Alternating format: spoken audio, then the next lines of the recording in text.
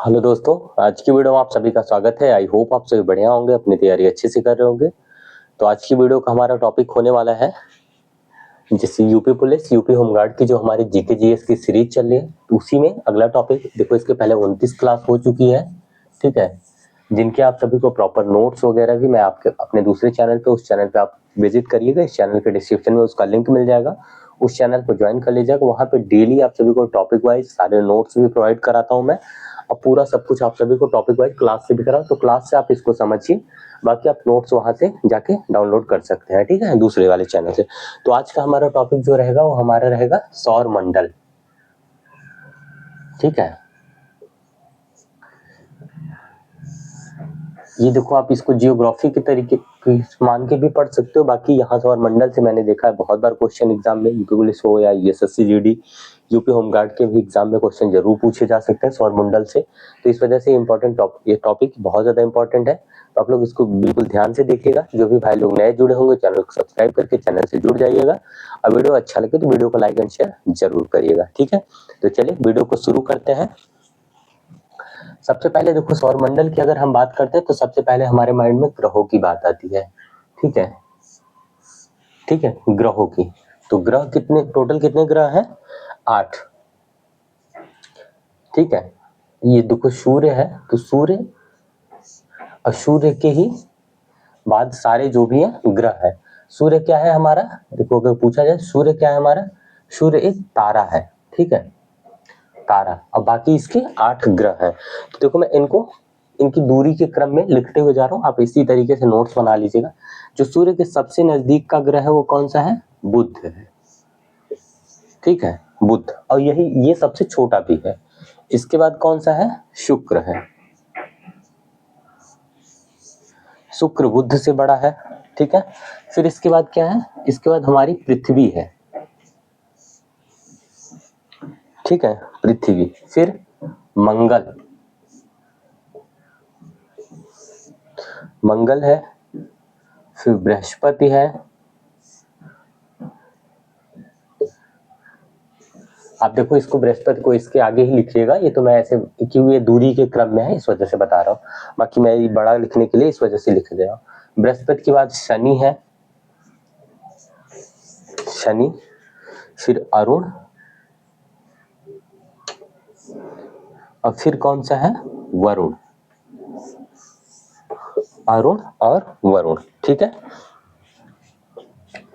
तो ये हमारे क्या हो गए? ये हमारे 8 ग्रह हो गए दूरी की। देखो, यम जो है, पहले ये था प्लूटो, यम पहले था, अभी नहीं है। इसको ग्रह में गणना अभी इसकी नहीं की जाती, क्योंकि ये क्या है, ये अपना मतलब इसका जो मतलब परिक्रमा का क्षेत्र है वो निर्धारित नहीं है, दूसरे के मतलब कक्ष में चला जाता है, जिसके कारण इसको क्षुद्र ग्रह में मान दिया गया है।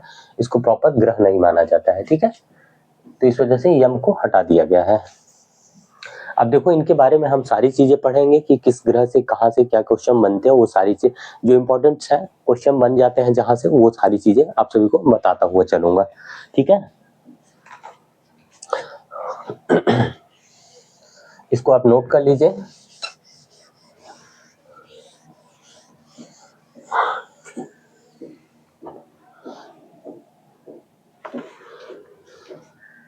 देखो, शनि जो मैंने बताया था, इसमें थोड़ा सा आप नोट कर लीजिएगा। शनि में, जो शनि मैंने आप सभी को बताया, ये शनि ग्रह में, इसमें प्रकाश की, इसके चारों ओर एक प्रकाश की कुंडली है। इसका ध्यान रखें, मैं लास्ट में जब शनि के बारे में बताऊंगा तो भी बता दूंगा आप सभी को, लेकिन एक बार अभी आप देख लीजिए। प्रकाश की क्या है? एक कुंडली है जो कि चमकती रहती है। और इसमें टोटल जो कितने हैं? 7 वलय है, 7 वलय, मतलब छल्ले हैं, छल्ले इसके शनि के चारों ओर, ठीक है। तो ये जरूर देख लीजिए, ये पूछा जाता है। मैंने इस वजह से इसको नोट पॉइंट में लिखा है अलग से, तो मैंने सोचा इसको आप सभी को बता दूं। एक नोट पॉइंट करके लिख लीजिए इनकी परिक्रमा से, कि इनकी जो परिक्रमा होती है किस तरीके से कैसे होती है। एक नोट पॉइंट करके आप इसको लिखिए, जिसमें 2 ग्रह हैं, ठीक है, और जिनकी परिक्रमा काल अलग है और बाकी सभी की परिक्रमा सेम है, ठीक है। उनका घूर्णन एक तरफ है, ठीक है। तो शुक्र और वरुण, शुक्र और वरुण सूर्य की परिक्रमा, शुक्र और वरुण, शुक्र की सूर्य की परिक्रमा पूर्व से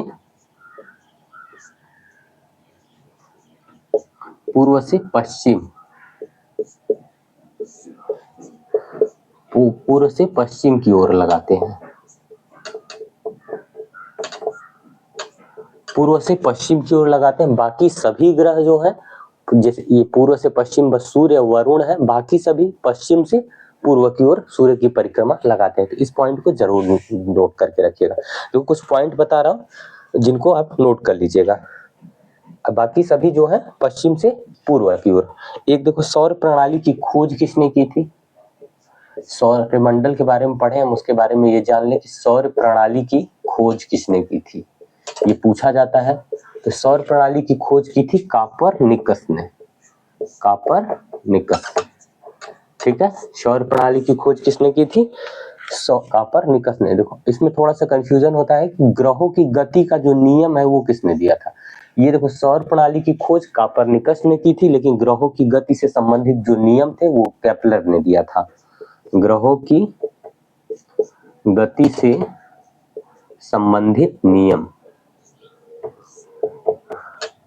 केपलर का नियम 12th में भी है, आप पढ़ सकते हैं वहां। अगर आपने 12th में अच्छे ध्यान दिया होगा तो उसमें केपलर का नियम आप सभी को याद होगा, तो केपलर का नियम उसमें भी है, ठीक है। ये तो हमारी थोड़ा इंपॉर्टेंट पॉइंट्स हो गए। अब हम देखो टॉपिक सारे की एक एक करके। सूर्य से हम देखो, सूर्य हमारा जो है सेंटर है, वहां से स्टार्ट करते हैं एक कोने से, फिर इसके बाद हम सारे ग्रहों को करते हुए चलेंगे, ठीक है। तो हम सबसे पहले किसके बारे में बात करते हैं? सूर्य के बारे में। सूर्य क्या है? एक तारा है। इसी के प्रकाश से मतलब पूरा मतलब इसी के प्रकाश से होता है, जो कि मतलब दिन रात की चीजें, ये धुरी घूमने से होता है दिन रात, लेकिन मतलब जो होता है ऐसा नहीं है कि मतलब सूर्य मतलब छुपता है, वो सिर्फ पृथ्वी घूम जाती है, जिसके कारण से सूर्य की रोशनी जब पृथ्वी पे नहीं पड़ती तो अंधेरा होता है। बाकी सूर्य हमेशा चमकता रहता है, तारा, ठीक है। अब देखो थोड़ा सा इंपॉर्टेंट चीजें बता रहा हूँ, उनको नोट कर लीजिए। सूर्य जो है वो हमारी गैलेक्सी के केंद्र से 30,000 प्रकाश वर्ष दूरी पर एक कोने में स्थित है। देखो प्रकाश वर्ष क्या होता है समझ लेते हैं, थोड़ा सा बता देता हूँ आपको अगर ना पता हो तो। प्रकाश वर्ष वह है एक वर्ष में प्रकाश द्वारा तय की गई दूरी। जैसे प्रकाश की चाल कितनी होती है? प्रकाश की चाल होती है 3 लाख किलोमीटर पर सेकंड, जिसको हम बोलते हैं 3 × 10⁸ मीटर पर सेकंड। मीटर पर सेकंड में अगर हम लिखेंगे तो इस तरीके से, बाकी किलोमीटर में लिखेंगे तो इस तरीके से। तो ये 3 लाख किलोमीटर पर सेकंड, तो यानी एक वर्ष में जितना प्रकाश दूरी तय करेगा वही हमारी ये एक प्रकाश वर्ष कहा जाता है उसी को। ये समझ लीजिएगा प्रकाश वर्ष के बारे में आपको ना पता हो तो, ठीक है। अगर आपसे नॉर्मली वैसे मीटर पर सेकंड तो 3 × 10⁸ मीटर पर सेकंड, ये होता है प्रकाश की चाल। ये हमारे प्रकाश की चाल है,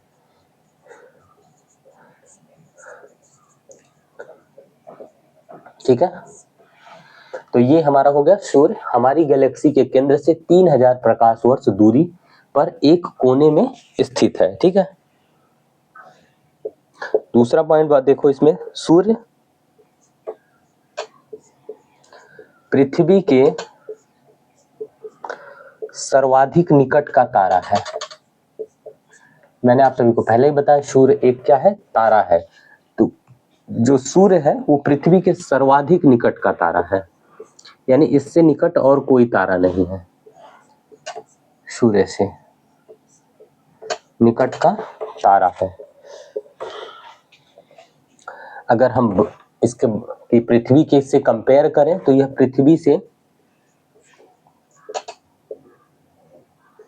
पृथ्वी से 13 लाख गुना बड़ा है। 13 लाख गुना,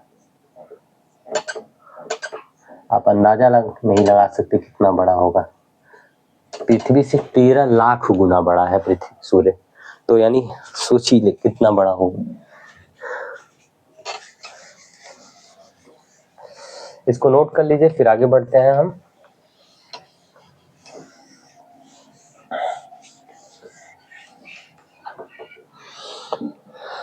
जो पृथ्वी पे सूर्य पे उपस्थित अवयव हैं उनकी बात करें तो देखो 3 है, ठीक है।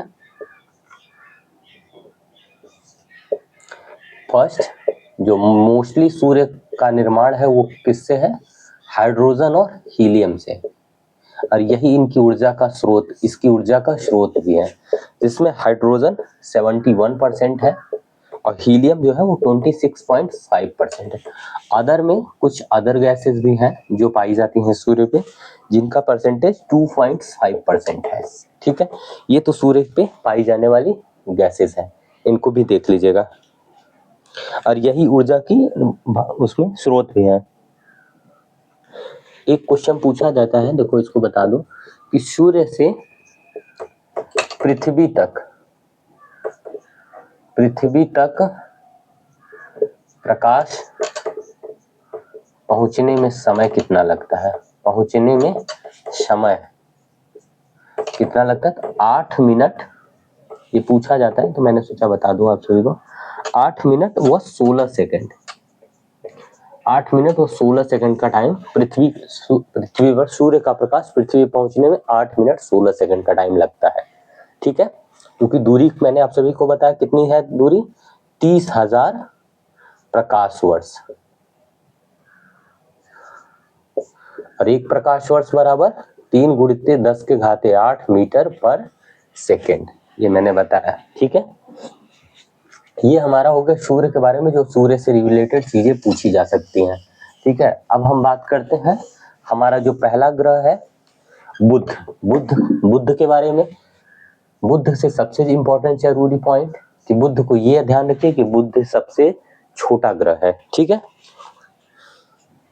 यह सौरमंडल का, इसको ध्यान रखिएगा, यह सौरमंडल का सबसे छोटा ग्रह है, ठीक है। सौरमंडल का सबसे छोटा ग्रह कौन सा है? बुध है, तो इसको देखिएगा। और यही मैंने आप सभी को जब बनाया था तो मैंने बताया था सूर्य यहाँ था, फिर इसके बाद बुध था। तो एक पॉइंट यहाँ से और क्या निकल के हमारा आता है कि बुध ही सूर्य के सबसे नजदीक का ग्रह है। ये मैं इसलिए बताते हैं, इस तरीके से मैंने इसलिए बताया था कि सूर्य, फिर बुध, फिर शुक्र, मंगल, इस पृथ्वी जो भी था बताया था, इस तरीके से इसलिए बताया था जिससे आपको ये चीजें समझ में आती रहे कि कौन सा बुध ग्रह सूर्य के सबसे करीब है, कौन सा कितनी दूरी पर है। तो बुध ही सबसे करीबी ग्रह भी है।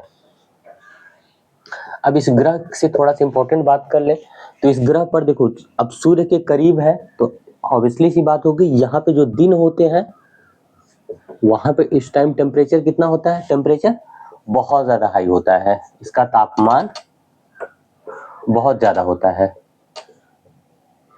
और रात में क्या होगा? अगर दिन में जहां टेम्परेचर ज्यादा है तो ऑटोमेटिक वहां की रातें कैसी होंगी? बर्फीली होंगी, यानी बहुत ज्यादा ठंडी होंगी, बहुत ही ज्यादा, ठीक है।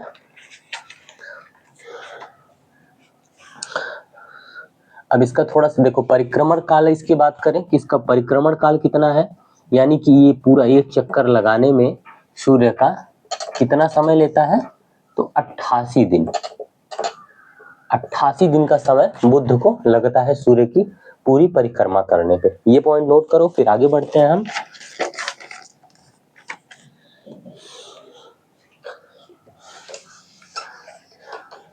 एक दो चीजें और हैं, इनको भी समझ लेते हैं।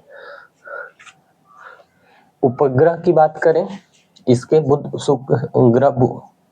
की, तो बुध का कोई भी उपग्रह नहीं है, बुध का कोई उपग्रह नहीं है, ठीक है। जैसे कि पृथ्वी का उपग्रह चंद्रमा है, उसी तरीके से बुध का किसी प्रकार का कोई उपग्रह नहीं है। मंगल की बात करें तो उसके 2 हैं, फोमोस और डीमोस, लेकिन बुध का कोई उपग्रह नहीं है।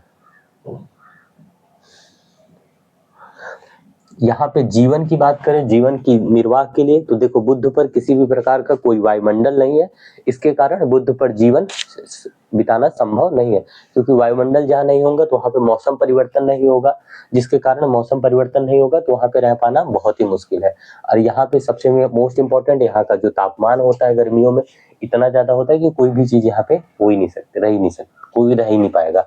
बर्फी रातें भी जो होती है इतनी सर्द होती है कि कोई जिंदा रह ही नहीं सकता। तो इस वजह से बुद्ध की बात करें तो वहाँ पे जीवन संभव नहीं है। सबसे मोस्ट इम्पोर्टेंट चीज ये है कि वहाँ पे क्या है, वायुमंडल नहीं है, जिसके कारण वहाँ पे जीवन संभव नहीं है। ठीक है, नेक्स्ट हम बात करते हैं अगले ग्रह की। तो अगला कौन सा है हमारा, शुक्र है, जिसको शुक्र को क्या बोला जाता है, पीला ग्रह भी कहा जाता है। इसको देखो कई नामों से जाना जाता है, भोर का तारा भी कहा जाता है इसे, पृथ्वी की ट्विंस भी कहा जाता है, पृथ्वी की जुड़वा बहन, पृथ्वी की जुड़वा बहन भी कहा जाता है इसी को। ये सब चीजें इसलिए पूछे जाते हैं, इसे मैंने बता दिया। अब देखो शुक्र से इंपॉर्टेंट पॉइंट क्या है, यही शुक्र ही एक ऐसा ग्रह है जो पृथ्वी के सबसे करीब है, पृथ्वी के सबसे नजदीक का ग्रह है। देखो पृथ्वी के देखो पृथ्वी ये यहाँ देखो, अगर हमारी ये पृथ्वी है, यहाँ मंगल है, यहाँ शुक्र है, लेकिन शुक्र क्या है, पृथ्वी के ज्यादा करीब है एज कंपेयर मंगल। ठीक है, तो पृथ्वी के सबसे नजदीक का ग्रह है।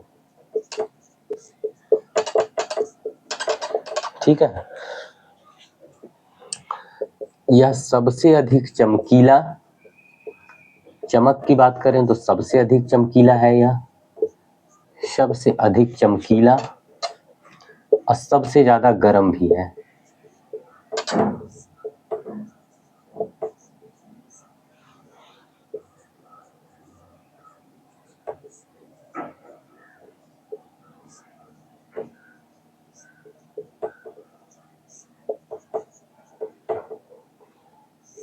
यह सबसे अधिक चमकीला तथा सबसे ज्यादा गर्म ग्रह है। ठीक है, अब देखो इसको पृथ्वी की ट्विंस कहा जाता है, जुड़वा बहन कहा जाता है। तो क्यों कहा जाता है, पृथ्वी की सेम जो घन डेंसिटी है पृथ्वी की, सेम उसी तरीके से शुक्र की भी डेंसिटी है, उतनी ही है। इस वजह से इसको क्या कहा जाता है, जुड़वा बहन। इसकी आकार व घनत्व में, घनत्व मतलब डेंसिटी, घनत्व में पृथ्वी के समान है।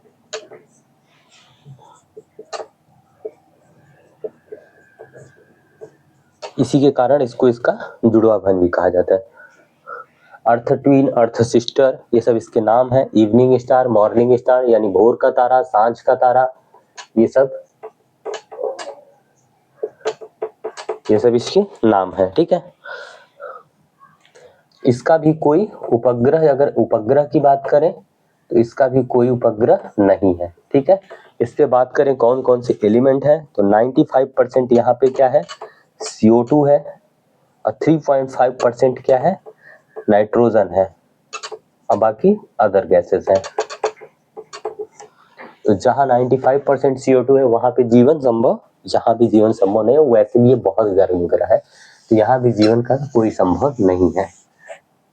नोट कर लिया होगा, देख लिया, दिखा होगा आपको, नोट कर लिए, फिर आगे बढ़ते हैं। चलिए नोट करते जाइएगा, नोट्स बना लेंगे तो आपको क्या होगा, एग्जाम के टाइम रिवीजन करने की बहुत हेल्प होगी। वैसे तो मैं ये नोट्स आप सभी को प्रोवाइड भी कर देता हूँ अपने उस वाले दूसरे चैनल पे, तो वहां से आप जुड़े रहेंगे तो वहां भी आपको मिलता रहेगा ये नोट। नेक्स्ट हम बात करें पृथ्वी की। पृथ्वी को नीला ग्रह कहा जाता है। क्यों कहा जाता है, पृथ्वी पे जल की मात्रा बहुत अधिक है, 70% जल है और 30% ही भूभाग है। तो पृथ्वी को जब आसमान से देखा जाता है तो बिल्कुल नीला न दिखता हुआ, जिस कारण पृथ्वी को क्या कहा जाता है, नीला ग्रह कहा जाता है। ठीक है, अब देखो पृथ्वी से रिलेटेड हम थोड़ा इंपॉर्टेंट पॉइंट्स जो हैं उनको नोट कर लेते हैं। पृथ्वी के विषुवत व्यास और ध्रुवीय व्यास के बीच लगभग 42 किलोमीटर का अंतर है। भी देखो विषुवत व्यास और ध्रुवीय व्यास क्या होता है ये समझ लेते हैं पहले हम, फिर इसके बाद बताते हैं। पहले अच्छा लिख लेते हैं, पृथ्वी के विषुवत व्यास व ध्रुवीय व्यास ध्रुवीय व्यास के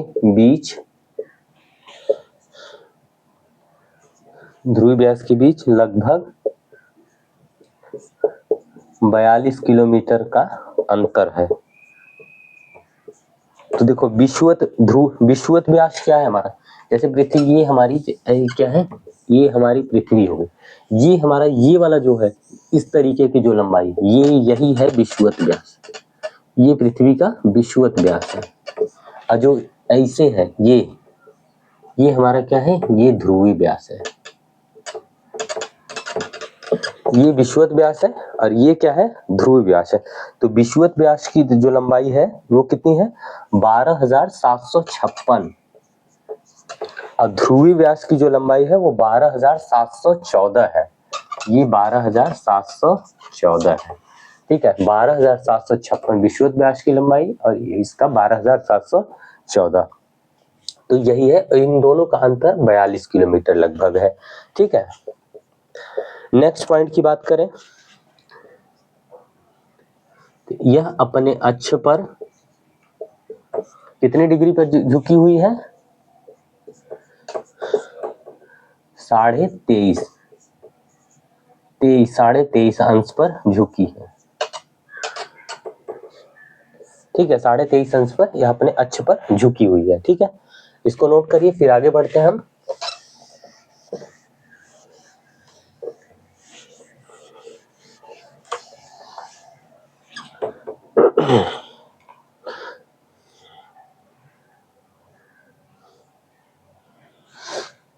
स्पीड की देखो, इसके बात करें कि जो इसका मतलब समय जो होता है चक्कर का, उसके बारे में बात करें तो देखो, इसको मैंने शुरू में ही बताया कि बस शुक्र और अरुण को छोड़ के बाकी सभी जो है, सभी का जो है वो पश्चिम से पूर्व की ओर पृथ्वी का चक्कर लगाते हैं।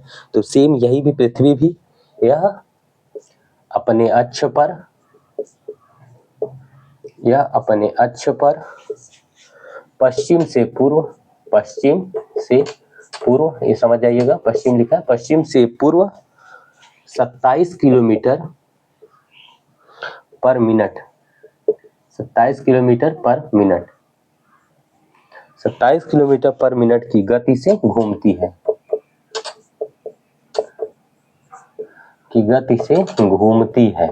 ठीक है। 27 किलोमीटर प्रति। अब एक चक्कर लगाने में पूरा जो इसको समय लगता है वो कितना लगता है, 23 घंटा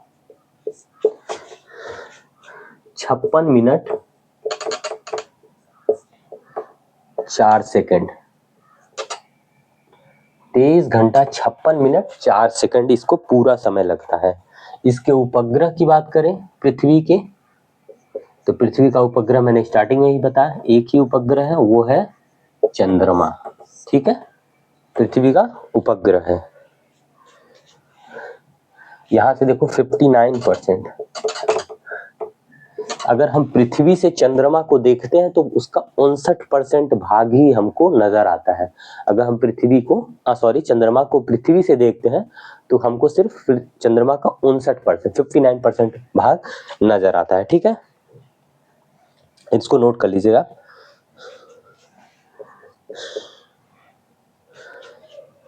देखो, ये जो था परिक्रमा, एक चक्कर का मतलब ये अपने धुरी पे था, पृथ्वी अपने अक्ष पर जो घूमती है तो 23 घंटे 56 मिनट 4 सेकंड लगते हैं। लेकिन अगर यही पृथ्वी जब सूर्य की परिक्रमा करती है, सूर्य की परिक्रमा के दौरान पृथ्वी को पूरा उसका एक चक्कर लगाने में 365 दिन 5 घंटे 48 मिनट 46 सेकंड। देखो, जो लीप वर्ष वाला होता है, जो 4 साल में 366 दिन होते हैं, तो सेम यही, ये जो 365 दिन, ये 5 घंटे बढ़ते जब 5 घंटे 48 में ये 6 घंटे बढ़ते हैं, तो हर चौथे साल क्या होता है, हमारा लीप वर्ष होता है, लीप वर्ष। और लीप वर्ष कितने दिनों का होता है, 366 दिन का।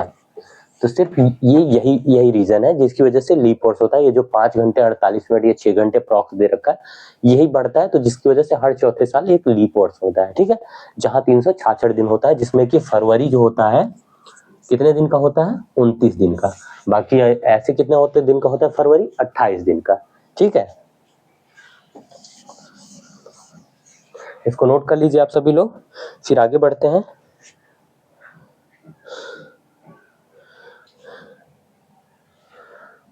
हाँ ठीक है, बस इसमें यही है, इनको नोट कर लीजिए। फिर नेक्स्ट अगले ग्रह को देखते हैं। आप वीडियो को पॉज करके रोक के चाहे तो नोट कर लिया करें, ठीक है। ये हमारा सौर मंडल का पृथ्वी हो गया। नेक्स्ट बात करें मंगल। देखो मैं इसमें आपको जो जरूरी है वो करवा रहा हूँ, बाकी आपको क्या करना है, बाकी चीजें जो नोट्स प्रोवाइड करूंगा उससे देख के आपको लिख लेना और पढ़ भी लेना। तो मंगल की देखो सबसे इंपॉर्टेंट चीज, मंगल से जो पूछा जाता है वो क्या है, लाल ग्रह। मंगल को क्या कहा जाता है, लाल ग्रह कहा जाता है, ठीक है। और जो ये लाल है किसके कारण है मंगल, आयरन ऑक्साइड के कारण। आयरन ऑक्साइड के कारण यह लाल होता है, जिसके कारण इसे लाल ग्रह भी कहा जाता है मंगल को, ठीक है। ये सेम टू सेम जैसे पृथ्वी 23 अंश झुकी हुई है अपने अक्ष पर, सेम टू सेम ये भी 25 अंश झुका हुआ है, मंगल भी 25 अंश झुका हुआ है अपने अक्ष पर, ठीक है। और कुछ इंपॉर्टेंट अगर बात करें अपने 25 में इसके, हाँ वायुमंडल की बात करें इस पर, तो देखो एक पतला सा वायुमंडल है इस पे, कैसा पतला सा वायुमंडल है मंगल के, पतला सा एक वायुमंडल है जिसके कारण यहाँ जीवन संभव हो सकता है, ठीक है। क्योंकि जीवन संभव होने के लिए वायुमंडल की जरूरत होती है, जैसे कि हमारी पृथ्वी पे है बहुत सारे क्षोभ मंडल, समताप मंडल इस तरीके से है, तो वही सेम टू सेम वायुमंडल अगर है तो जिसके कारण नेक्स्ट जब मैं आप सभी को अगला चैप्टर पढ़ाऊंगा तो उसमें आप सभी को पृथ्वी के सारे जितने हैं क्षोभ मंडल, समताप मंडल सभी के बारे में बताऊंगा, किसमें कौन कौन सी घटनाएं होती हैं, वो सारी चीजें आप सभी को अगले क्लास में जरूर बताऊंगा, ठीक है।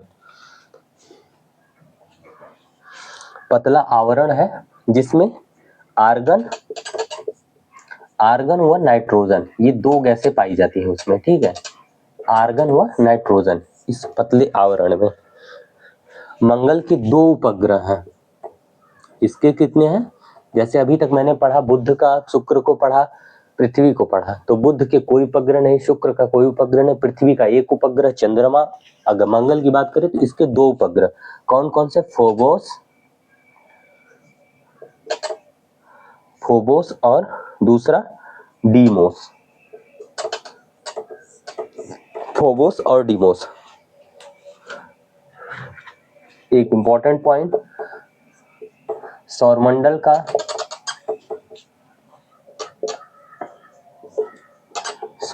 का सबसे बड़ा ज्वालामुखी, सौरमंडल का सबसे बड़ा ज्वालामुखी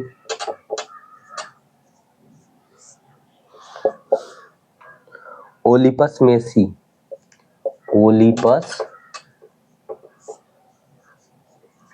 ओलिपस मेसी ये कहाँ पे है, ये मंगल ग्रह पे ही है। सौरमंडल का सबसे बड़ा जो ज्वालामुखी है ओलिपस मेसी, वो कहाँ पे है, मंगल ग्रह पे, ठीक है। तो इस पॉइंट को जरूर ध्यान रखिएगा।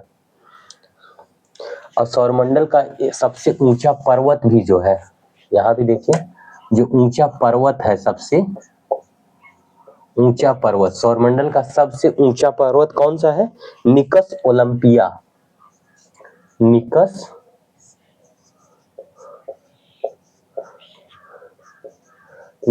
ओलंपिया ये भी कहाँ पे है, सबसे ऊंचा पर्वत जो है निकस ओलंपिया, ये भी मंगल ग्रह पर ही है, जो कि माउंट एवरेस्ट से अगर इसकी हम कंपेयर करें तो माउंट एवरेस्ट से 3 गुना ऊंचा है। कितने गुना ऊंचा है, 3 गुना ऊंचा है ये माउंट एवरेस्ट से, निकस ओलंपिया माउंट एवरेस्ट से 3 गुना ऊंचा है, ठीक है। मंगल में यही सारी चीजें इंपॉर्टेंट है, ये पूछे जाते हैं, ये सब कुछ आप नोट कर लीजिए, ठीक है। आगे बढ़ते हैं हम।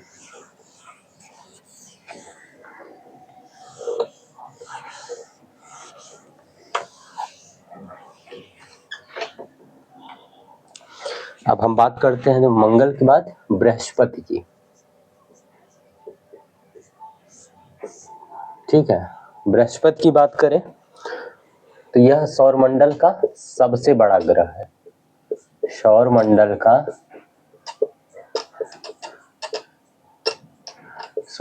का सबसे बड़ा ग्रह है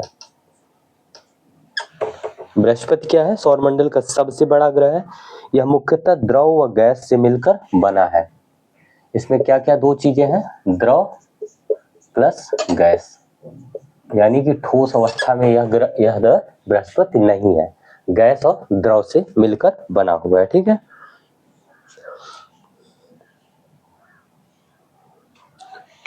अब इसके उपग्रह की बात करें, देखो एक चीज ध्यान रखिएगा कि बृहस्पति जो है वो द्रव व गैस से मिलकर बना, लेकिन बृहस्पति की जो उपग्रह है वह ठोस अवस्था में है, वह ठोस है, ना कि ये चीजें देखो ध्यान रखिएगा, मैं बता दे रहा हूँ क्योंकि पूछा जा सकता है। बृहस्पति जो है वो खुद तो द्रव गैस अवस्था में, लेकिन जो इसके उपग्रह है वो ठोस अवस्था में है। तो इस चीज को ध्यान रखिएगा आप सभी लोग।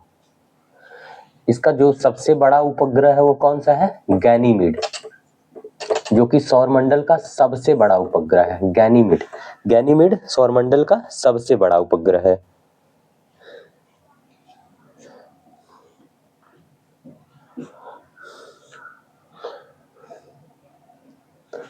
और एक चीज देखो, मैंने जो बताया था, तो अभी देखो मैंने आप सबको बताया था बुध है, फिर शुक्र है, फिर पृथ्वी है, हमारी पृथ्वी है, ये पृथ्वी है।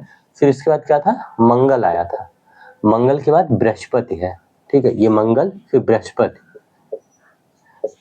इन्हीं दोनों के बीच में क्या होते हैं? क्षुद्र ग्रह होते हैं, क्षुद्र ग्रह, जो कि यहाँ पे परिक्रमा करते हैं।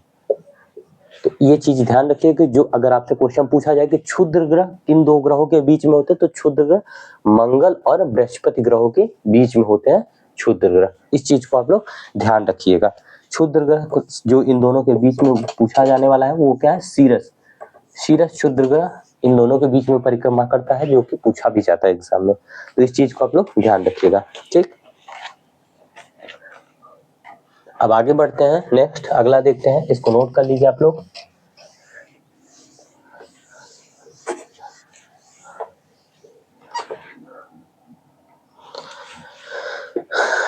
अगला बात करते हैं शनि की। तो सर्वाधिक उपग्रह वाला ग्रह है, सबसे ज्यादा उपग्रह किस ग्रह के हैं? तो शनि के सर्वाधिक उपग्रह इसी के हैं।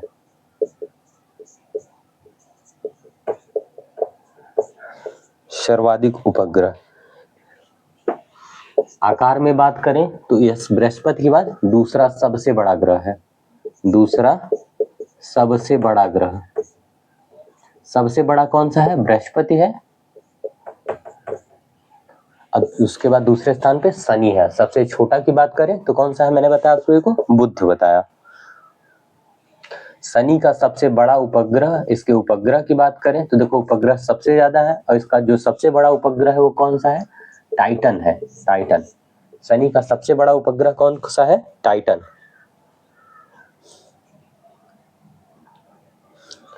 इसके देखो डेंसिटी की बात करें, यानी कि घनत्व की, इसके घनत्व की बात करें तो इसका जो घनत्व है वो जल से भी, यानी पानी से भी कम है।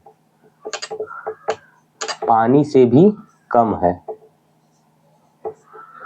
पानी से भी कम है घनत्व होने का मतलब ये है कि अगर हम इसको पानी में भी डाल दे रखें तो ये क्या करेगा? तैरने लगेगा पानी में, शनि ग्रह, इतना इसका डेंसिटी कम है। ठीक है, तो बस ये चीजें इंपॉर्टेंट थी इस ग्रह में, देख लीजिए। आगे बढ़ते हैं हम।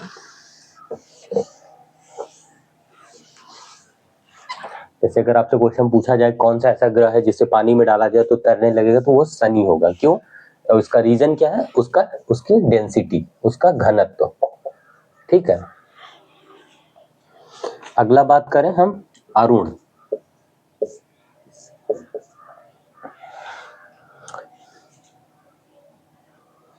इसी अरुण को ही क्या कहा जाता है? लेटा हुआ ग्रह कहा जाता है। ठीक है, अरुण को क्या कहा जाता है? लेटा हुआ ग्रह कहा जाता है। इसका जो वायुमंडल है उसमें क्या कौन सी गैस पाई जाती है उसकी बात करें तो मीथेन गैस की मात्रा अरुण पे सर्वाधिक पाई जाती है। अगला हम बात कर रहे हैं हम अपना वरुण की बात करें तो वरुण को हरा ग्रह भी कहा जाता है। हरा ग्रह, वरुण को क्या कहा जाता है? हरा ग्रह। सबसे अधिक दूरी पर कौन सा ग्रह स्थित है? वरुण ही सबसे अधिक। सूर्य से अगर बात कंपेयर की जाए तो सूर्य से सबसे अधिक दूरी पर कौन सा ग्रह है? वरुण है, सूर्य से सबसे अधिक दूरी पे। यहाँ पे अगर गैस की बात करें तो मीथेन गैस की मात्रा बहुत ज्यादा है, जिसके कारण ही इसे हरा ग्रह भी कहा जाता है। मीथेन की मात्रा यहाँ पे सर्वाधिक है। इसके रंग की बात करें तो यह हरा रंग का दिखाई देता है, इसीलिए इसको हरा ग्रह भी कहा जाता है। मीथेन की अधिकतम मात्रा है जिसके कारण यह हरा होता है, तो इस वजह से हरा ग्रह भी कहा जाता है। हरे रंग का दिखाई भी देता है ये, ठीक है। अब देखो ये तो हमारे ग्रह हो गए सारे। देखो एक दो चीज पूछी जाती है, सूर्य ग्रहण कब होता है और चंद्र ग्रहण, तो इसके बारे में कुछ थोड़ा कंफ्यूजन होता है आप सभी को, तो उसके बारे में बता दूं आप सभी को। सूर्य ग्रहण, चंद्र ग्रहण। अब पूछा जाता है कि सूर्य ग्रहण कब होता है, चंद्र ग्रहण कब होता है, तो इसको आप समझाऊंगा। देखो जब सूर्य व पृथ्वी के बीच में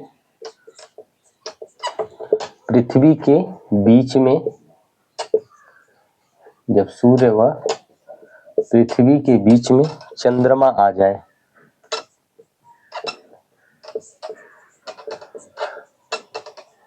जब सूर्य और पृथ्वी के बीच में चंद्रमा आ जाए तब सूर्य ग्रहण।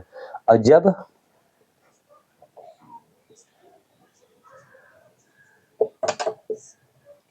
जब पृथ्वी सूर्य व चंद्रमा के बीच में आ जाए, चंद्रमा के बीच में आ जाए,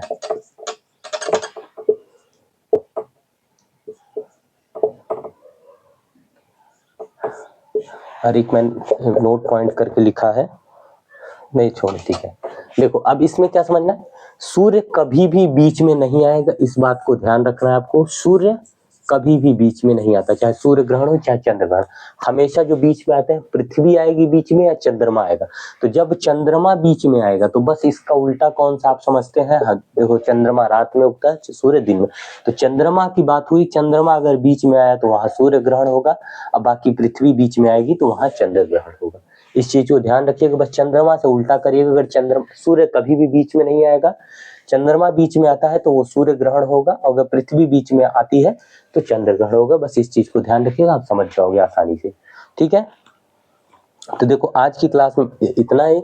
नेक्स्ट क्लास में हम आप सभी को पृथ्वी की आंतरिक संरचना, पृथ्वी से रिलेटेड चीजें पढ़ाएंगे। आज की क्लास में बस इतना ही। मिलते हैं नेक्स्ट वीडियो में। आई होप आप सभी को चीजें समझ में आए होंगी। अगर इसका नोट्स चाहिए तो आप दूसरे चैनल पे जाके वहां पे विजिट करके इसका नोट्स डाउनलोड कर सकते हैं, पूरा सब कुछ मिल जाएगा। अगर वीडियो अच्छा लगा तो वीडियो को लाइक एंड शेयर जरूर करिएगा। सभी लोग चैनल को सब्सक्राइब करके चैनल से जुड़ जाइएगा, ठीक है। बेस्ट ऑफ लक, अच्छे से अपनी तैयारी करते रहे। किसी कोई डाउट हो तो कमेंट करके पूछ सकते हैं, ठीक है।